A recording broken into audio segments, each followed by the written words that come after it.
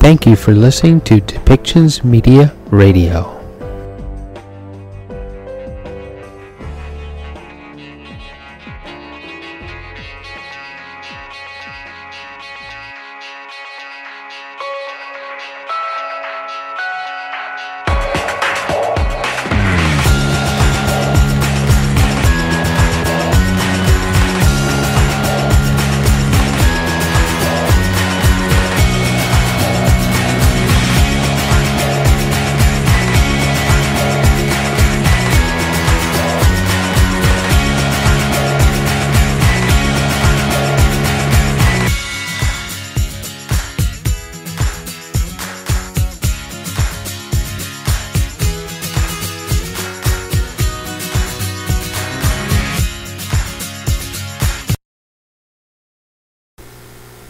We're about to hear from William O'Neill, human rights expert on Haiti and what Haiti needs to move forward as a country.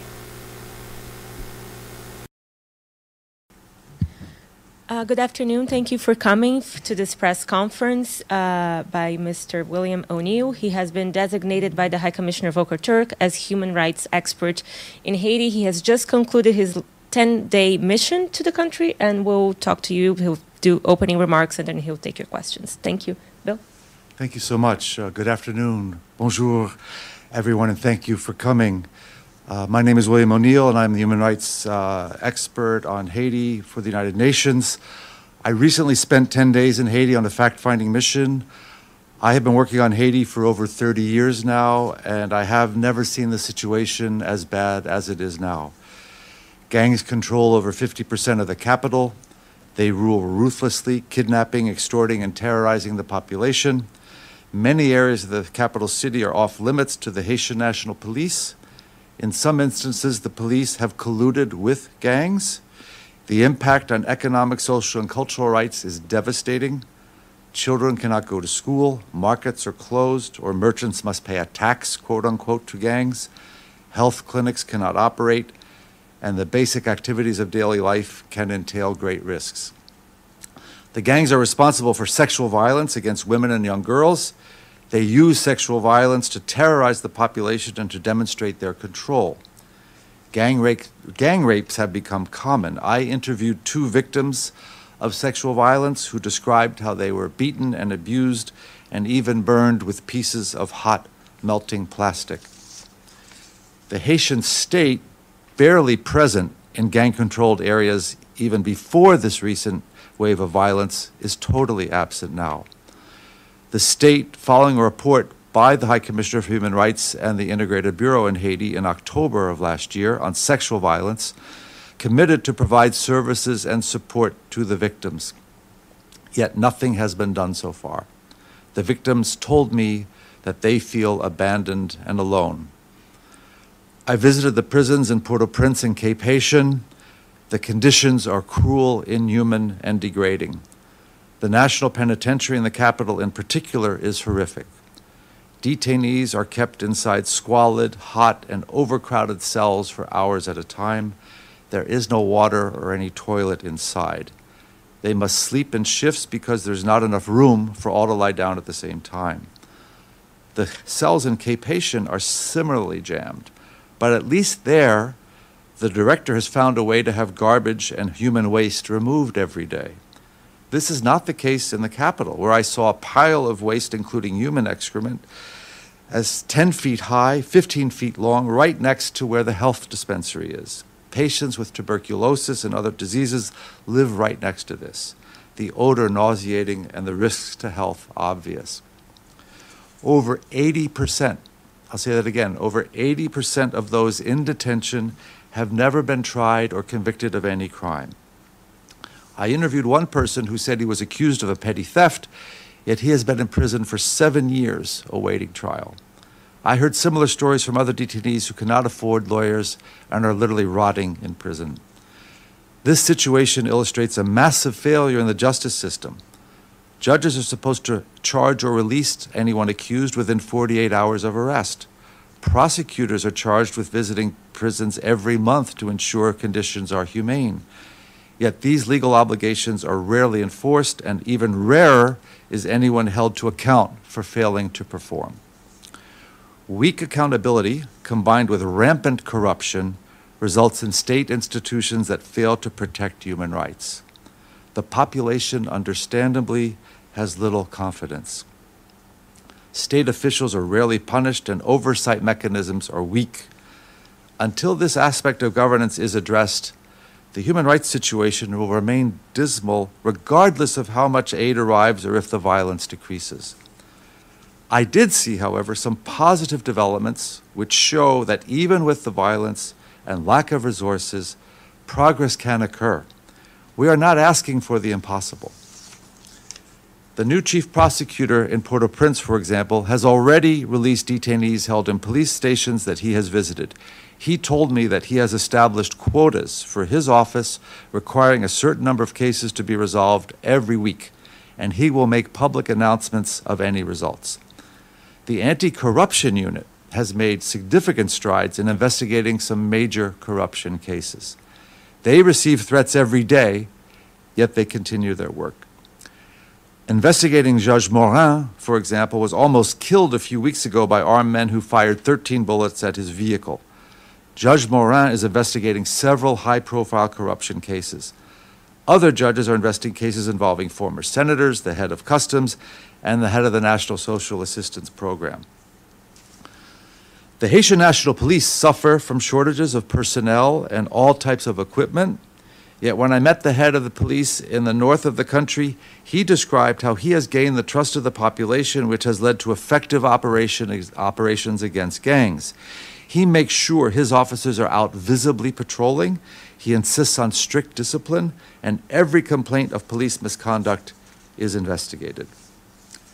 The Haitian National Police Inspector General told me that 80 officers have been suspended and under investigation for misconduct or criminal activity. The police leadership also is investigating allegations of police participation in the Bois Calais movement, which is a form of vigilante justice. I urge the police leadership to complete these investigations and to take any necessary action. The police, however, needs help to combat the gangs. International police experts in fighting organized crime, armed gangs, financial crimes, kidnapping, and in how to conduct urban operations while working alongside the Haitian National Police would provide the support needed for success. All involved would have to observe human rights principles involving the use of force, arrest, and detention. Strict and independent oversight is needed to assess any well-founded allegations of any violations of these principles. I also call for an embargo on all arms and ammunition shipments to Haiti, except for those necessary to help the Haitian National Police to perform its tasks. Haiti manufactures not a single gun or bullet, yet the gangs are the ones receiving large amounts of both, primarily from the United States. The mass deportations from the Dominican Republic, especially of unaccompanied minors, violate human rights standards and a bilateral protocol between the two countries. The children returned have often been mistreated, and some are malnourished. I urge all countries in the region to end mass deportations, given the relentless violence and systematic human rights violations in Haiti. Haiti is bruised by violence, misery, fear, and suffering, but it is not without hope. Brave people, especially those in civil society and some in state institutions, are achieving positive results even with limited resources.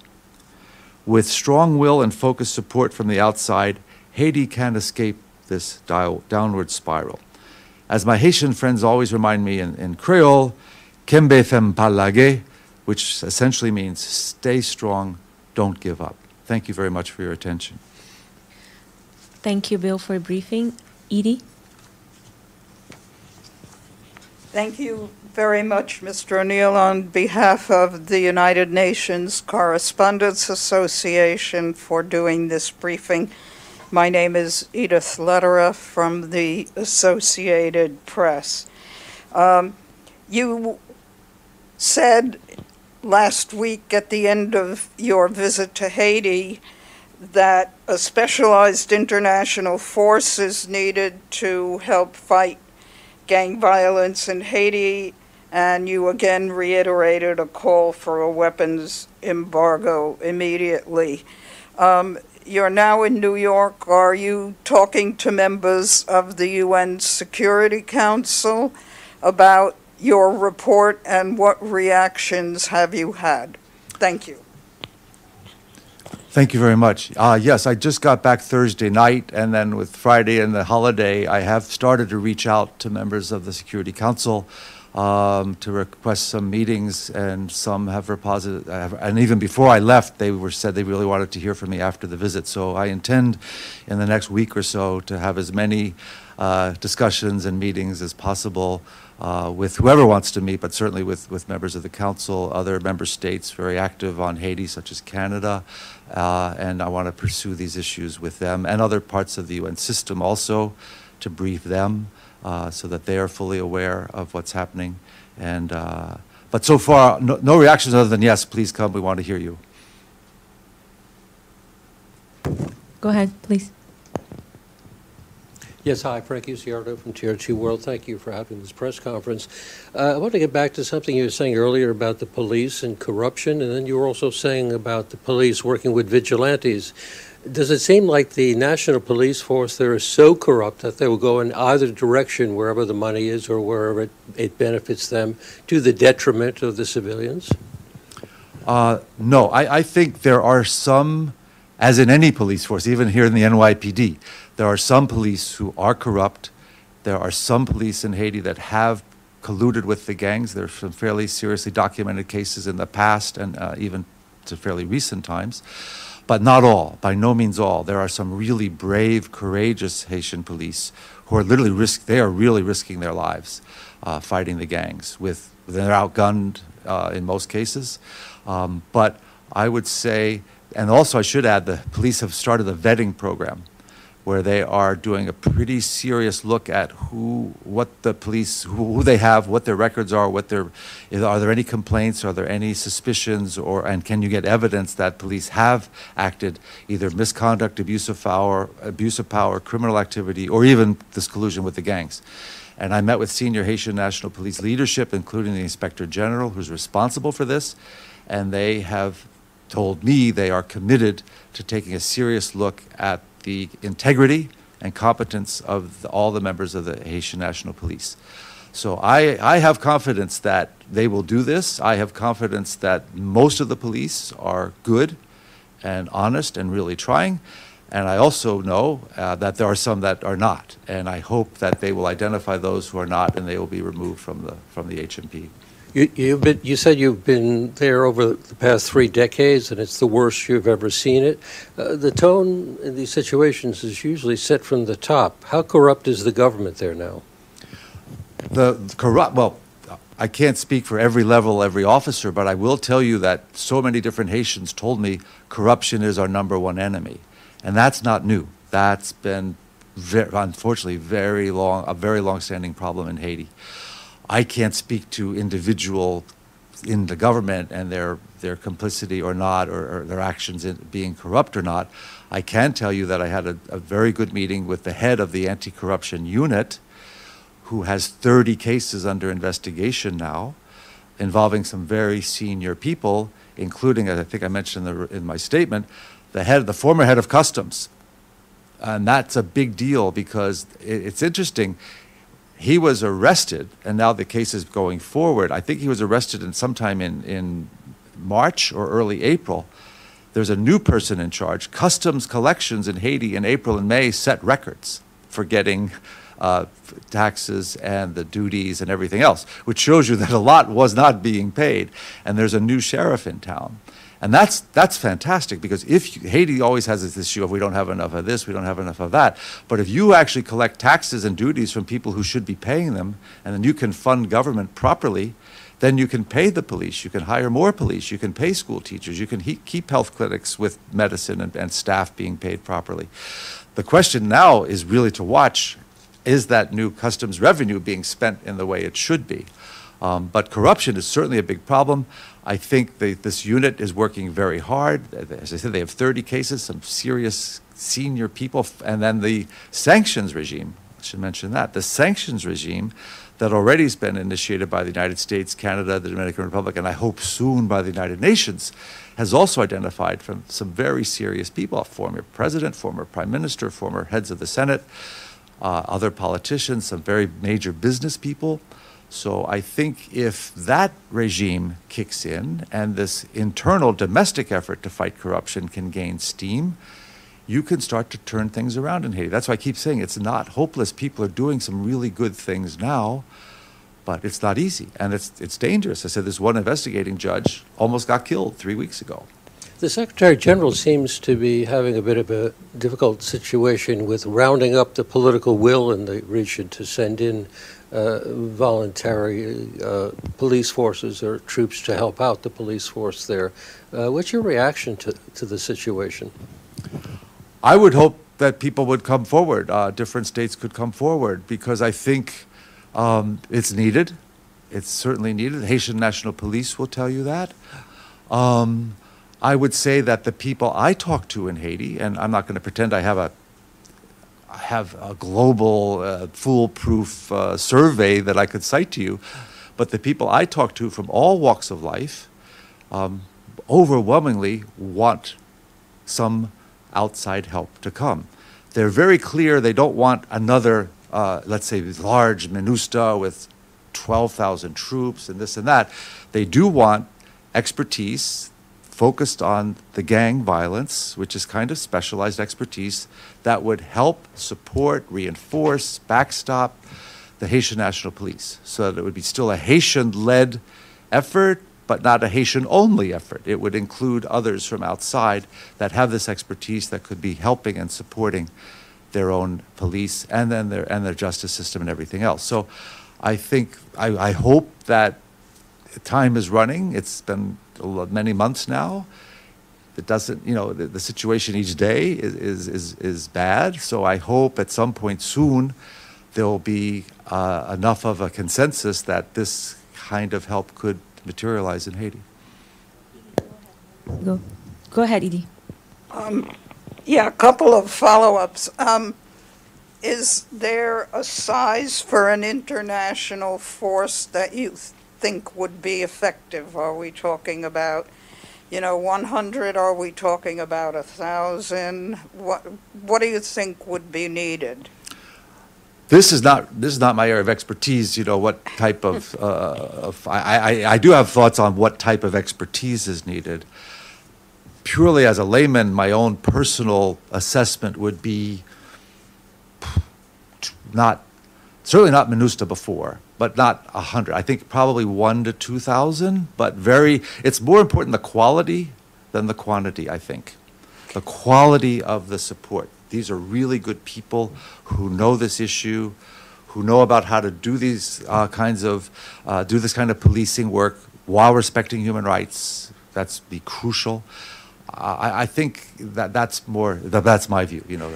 Right, and you said that over 80% of those in detention have not been charged. How many people are in detention, and did you talk to anyone about doing anything about trying to get them charged or released? Yes. The most recent number, if I remember correctly, is 11,775. That's I think what it was that I got from prison authorities and UN prison corrections people working in Binu. That is about 4 times the capacity of the prison system in Haiti. Yeah, so if you added up what numbers should be there, it's about 4 times. So that's one reason why you have such incredible overcrowding, and with the conditions that result. Just the heat. I mean, I walked up to some of those cells and looked inside, and the heat and the smell, and people are literally they're sitting up on bunks and they're crammed in, and they're in there for hours at a time, and it's just absolutely incomprehensible to me. Talk to people, yes. I met the Prime Minister, and the Prime Minister said, we must do something about our prisons. He said that, and others too. Everybody, the prison director, the commissaire de gouvernement, who's in charge of the prison, everyone said this is a major issue. And this is something that can be solved. This you can't really say, oh, there's insecurity. No, these are areas that the government that has custody of these people. I asked, why isn't the trash picked up, to the director of the prison in Port-au-Prince? Why is this pile there? He said, well, there's a contract with the company, but the company stopped coming because they said they hadn't been paid. Well, if that's true, then of course. So why isn't the company being paid? That's the question. So, and these are not complicated technical issues. And the judges need to go. This one commissaire in Port-au-Prince has already made a difference. And he's going and he's saying, okay, why are you in here? And that charge is too petty. You shouldn't have been arrested. That's a minor offense. We'll deal with it later. Out you go. So I think there are some people who are committed to doing this, but the justice system really has to take this on. It really has to process these cases and either charge them, okay, or release them. Yes, please. Yeah, hi, I'm Dulcie Linebuck from Pass Blue. It sounds like the numbers of outside experts may not need to be that high. Are you talking about actual troops? Are you talking about police experts? And the people you talked to who said that they need this assistance, what countries do they not want to send troops or experts or however you want to describe these outsiders? Thanks. Sure. I'm talking, me as Bill O'Neill, I'm talking about more police, not troops, not soldiers. I'm talking about people who know how to look at an organized criminal network, a gang, and analyze where's their money coming from, where are their weapons coming from, how do they operate, and then how do we as police, public security experts counter that. The meeting I had with the Haitian National Police leadership said one of their biggest weaknesses is in intelligence gathering.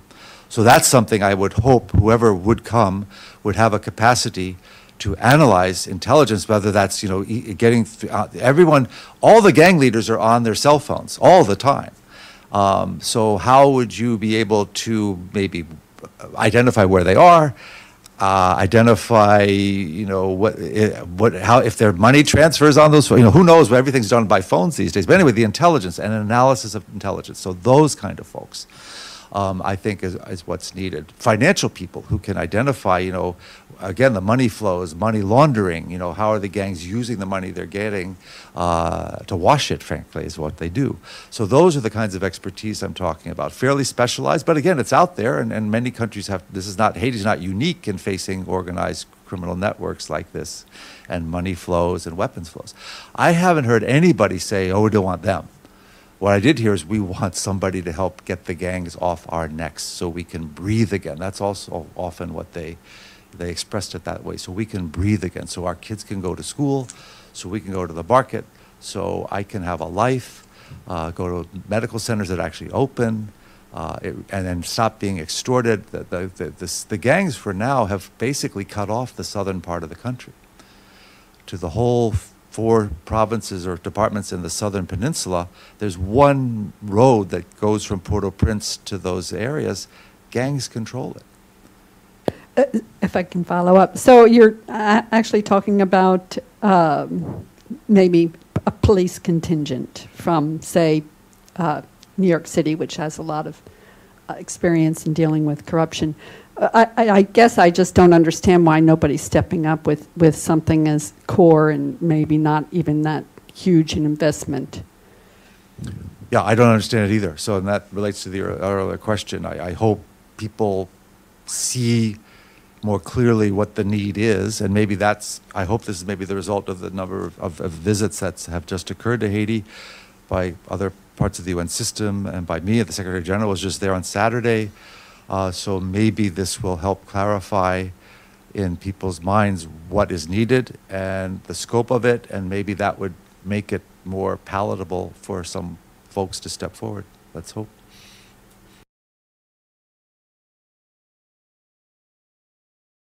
The Secretary General of NATO talking about introducing Sweden to NATO and the steps that they are taking and must still take in order to be a complete member of NATO.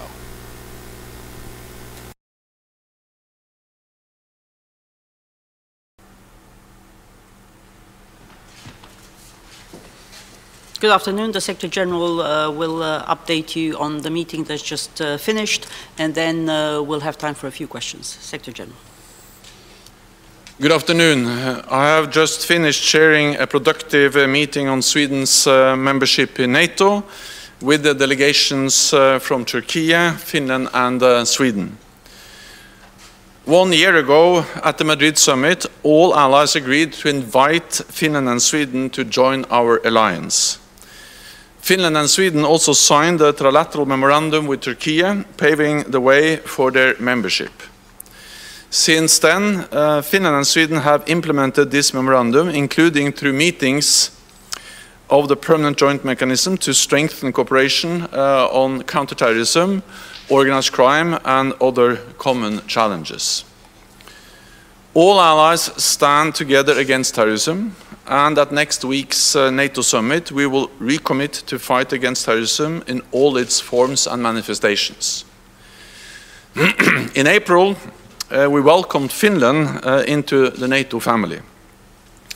This has been a game changer for our shared security.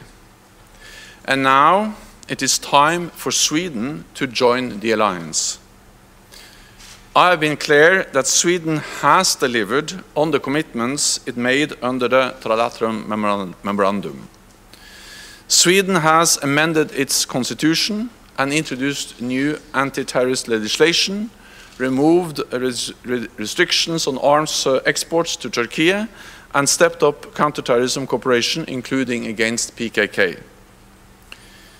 In the meeting, we all agreed that we have made good progress. We all agreed that the full membership of Sweden is in the security interest of all allies, and we all want to complete this process as soon as possible. We have seen demonstrations against Turkey and against NATO in Sweden. They want to stop Sweden from joining NATO, to disrupt counterterrorism cooperation and weaken our alliance. So we must be clear-eyed. The only people who benefit from these provocations are those who want to divide NATO. Any further delay in Sweden's membership would be welcomed by the PKK and President Putin. Sweden's membership will bring major military benefits to the whole alliance.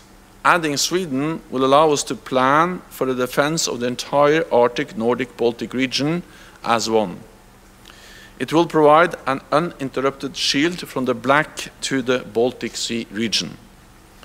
Sweden's membership in NATO will make us all stronger and safer.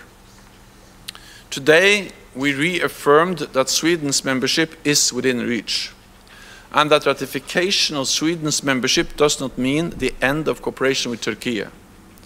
Far from it, as Finland's continuing engagement here today shows. On Monday in Vilnius, I will convene a meeting with President Erdogan and Prime Minister Kristersson as the next step in this process. With that, I'm ready to take your questions. We'll start with Anadolu.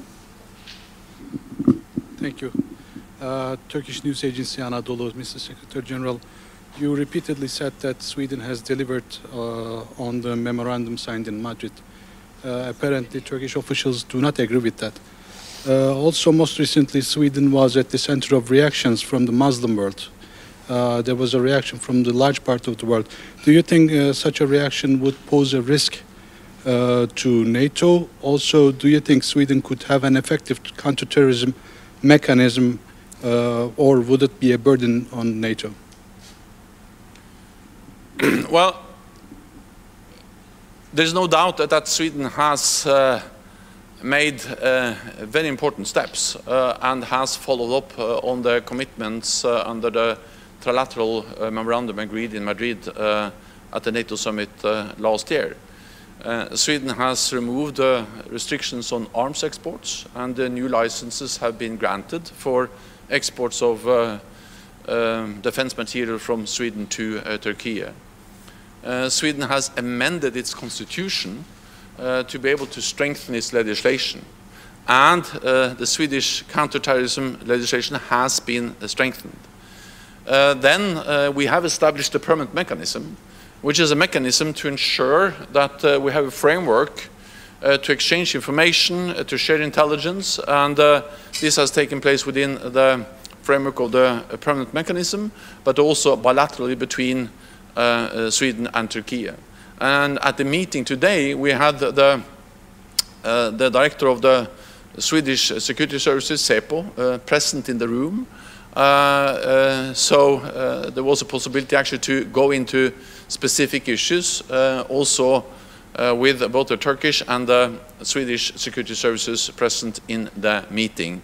And this just demonstrates a very close cooperation and the follow-up of the Madrid joint memorandum. So I'm absolutely confident that that this will continue, and that was also a clear message from Sweden. Then, of course, the reason why we meet today, and also the reason why I have convened a meeting of President Erdogan and Prime Minister Kristersson on Monday, is to bridge the gap we still see between what Sweden has done and the understanding that Türkiye has related to what extent Sweden has implemented the memorandum. But the only way to solve those differences is by doing what we always do in NATO, and that is to sit down, to consult, and to find a way forward. And we made good progress in the meeting today. It is absolutely possible to have a positive decision at the summit next week. And we all agreed that the finalization, the ratification of Swedish membership into NATO should happen as soon as possible. Okay, TV4. Ritva Ramberg, TV4 Sweden. So what do you see as the next step? Is there at all possible for Sweden to be a member during the Vilnius summit? Or are we now expecting a new round of negotiations after that meeting? What is possible and what we are all working to achieve is a positive decision at the summit where Türkiye makes clear that they are ready to ratify. But then we still have some more work to do, and we are working on that now. We had a meeting today, we will work over the weekend, and then I will meet with the Prime Minister and the President on Monday. But of course, a ratification in the Turkish Parliament will not happen before Monday. But we can have important political decisions. But to ensure that to happen, we will work hard from now and until Monday. Okay, Yle. Thanks very much, Richard Husu, Finnish Broadcasting Company, YLE. I was wondering if you could be more specific regarding where progress has been made in these talks, and I'm also interested in your opinion on the role of this tripartite format in general, especially from the point of view of Finland, which is already a member of NATO. First of all, it is agreement that Sweden has implemented and followed up on the trilateral agreement. The difference between Sweden and Türkiye is that Sweden says that they have followed up sufficiently to be fully ratified, and I agree with that position that the time has come to finalize the Swedish accession and to ratify the Swedish accession protocols. The Turkish position is that yes, Sweden has made important steps forward, but something remains, something more has to be done. And what we now are looking into, how can we bridge that difference to ensure that we have a positive decision at the summit in next week in Vilnius. Then it is important that Finland is part of the permanent mechanism, and that Finland participated in the meeting today, because the agreement in Madrid was that Finland and Sweden on a permanent basis should continue to work with Türkiye to counter terrorism and to strengthen their cooperation, including when it comes to arms exports. and therefore I welcome the Finnish participation. Finland will not be present at the meeting on Monday, but that's because on Monday we are going to address the specific issue on how to resolve the remaining issues between Sweden and Türkiye related to the ratification of the Swedish membership. But both Finland and Sweden will continue to be part of the permanent mechanism, continue to work together with Türkiye to fight terrorism. You asked me about concrete examples. Well, in the meeting today, Sweden went through the specific changes they have made on the constitution, on arms exports licenses, on strengthening the legislation, and will also refer to specific cases. For instance, today there was a decision in the Swedish court to sentence a Kurdish man with attempting to extort money for a group that is outlawed in Turkey, as a PKK. And that's an example of how organized crime in Sweden is closely linked to terrorist organizations in Turkey. So, of course, for Sweden it is important to fight organized crime and also terrorism, but it highlights in a way that this is also in the interest of Sweden to fight these groups and these people, because terrorism and organized crime in Sweden is extremely closely linked, and the verdict of the Swedish court today, based on the enhanced legislation, is an example of that. Al Jazeera. Here. James Bayes from Al Jazeera. It was May last year that the two countries applied to join. I remember at the time officials saying maybe you could fast-track their entry before the Madrid summit. Now we're a whole year on, another summit coming. How frustrating is this for allies, and does it project disunity as you're about to gather in Vilnius? And if I could also, a quick comment on the reports that Prigozhin is back in St. Petersburg. First of all, I think we have to remember that this has been a very quick accession process, especially, of course, for Finland. But Finland and Sweden applied in May last year. Already in June, they both were invited. And that hasn't happened before in NATO's modern history. And the decision to invite both Finland and Sweden led to, of course, the full membership of Finland a few months later. But it also made a huge difference for Sweden, because when Sweden got the invitee status in June, just weeks after their application, Sweden started to become integrated into NATO military and civilian structures. So Sweden is already in a much better and stronger place than they were before they applied, because by the decision of all allies, including Turkey, to give them the invitee status, they are now participating in NATO meetings, they sit around the NATO table, they participate in NATO's military and civilian structures, so that has been an important step by itself. And then my aim is to then finalize this process in the near future and to have a concrete and positive decision next week. So then it will still be a quick ratification process and one of the fastest accession processes in NATO's modern history, also for Sweden. Then on Prigozhin, well, what we can say is that we monitor closely where the Wagner soldiers are moving around, and also where he is moving. I will not go into the details, but we have seen some preparations for hosting large groups of Wagner soldiers in Belarus. So far, we haven't seen so many of them going to Belarus, and then we have seen Mr. Prigozhin moving a bit around. I will not go into many more details than that. Reuters. Secretary General, in terms of bridging the gap that you talked about, is there anything that Sweden can do between now and then to help bridge that gap, in your opinion? And is there anything that any other allies could do to bridge the gap, particularly the United States, in terms of bringing pressure to bear or offering things to the Turkish president that might get him to decide that now is the time to go ahead with ratification?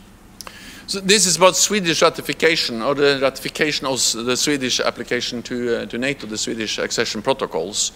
What is then the main focus is, of course, what has been agreed already.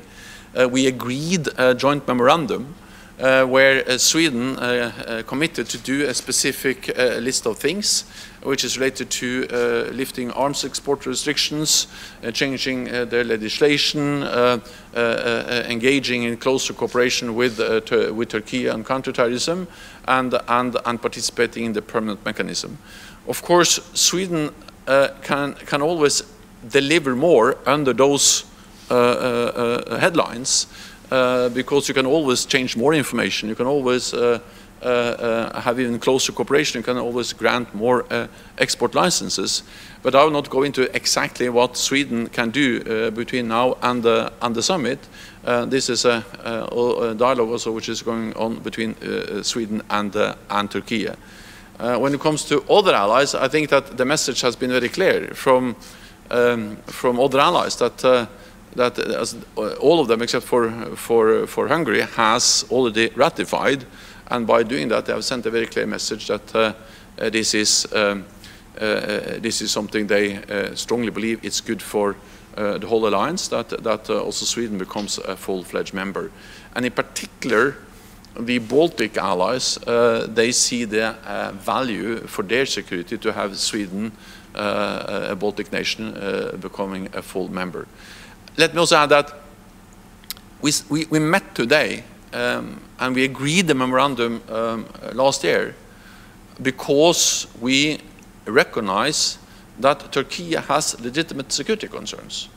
That was stated also in the meeting today. No other ally has suffered more terrorist attacks than Turkey. PKK is a terrorist organization. They are also involved in organized crimes in many NATO allied countries.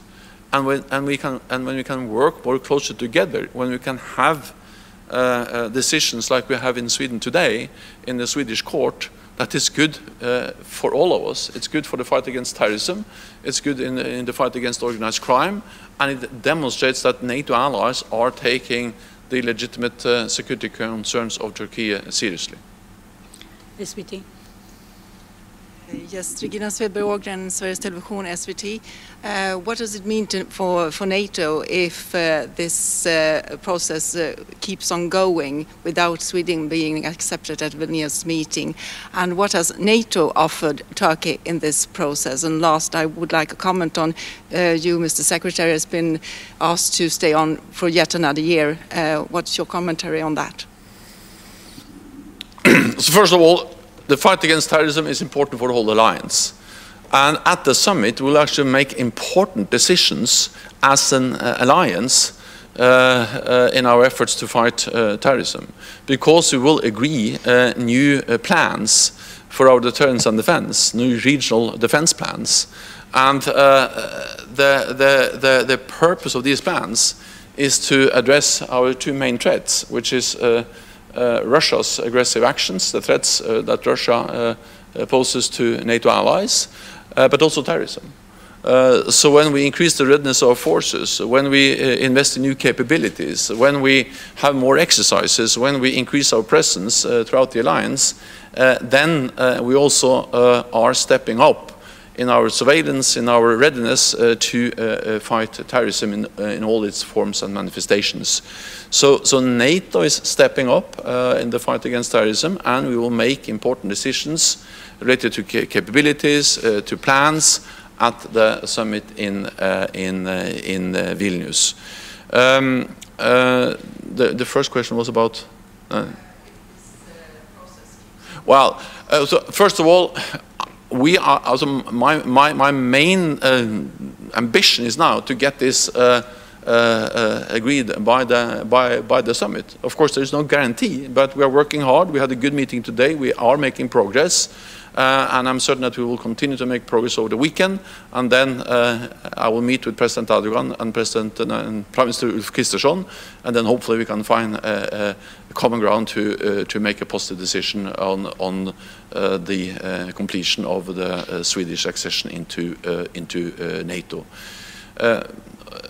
When it comes to myself, I can just say that I'm honored to continue to serve as Secretary General of NATO, especially now when we face the most dangerous security situation in Europe for decades, with a full-fledged war, and to be able to steer the alliance when we step up our support for Ukraine, and also continue to strengthen our deterrence and defense in the way we'll do at the summit next week.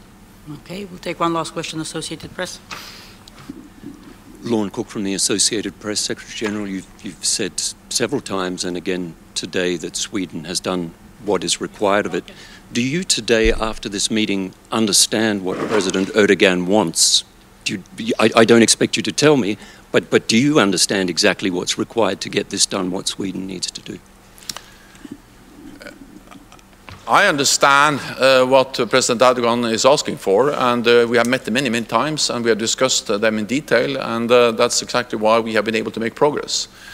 We made an important step last year after close consultations with President Erdogan, also at the meeting in Madrid, where we sat together for many hours and were able to make an historic decision where also Turkey agreed to invite both Finland and Sweden. Then we have worked since then on the ratification. There are some unsolved issues. We are addressing them now. We'll work on it over the weekend, meet again on Monday, and then I will be able to tell you more on the whole progress we then have hopefully made by then. Thank you very much. We'll see you tomorrow, I hope, for the pre-summit press conference. Thank you. Thank you.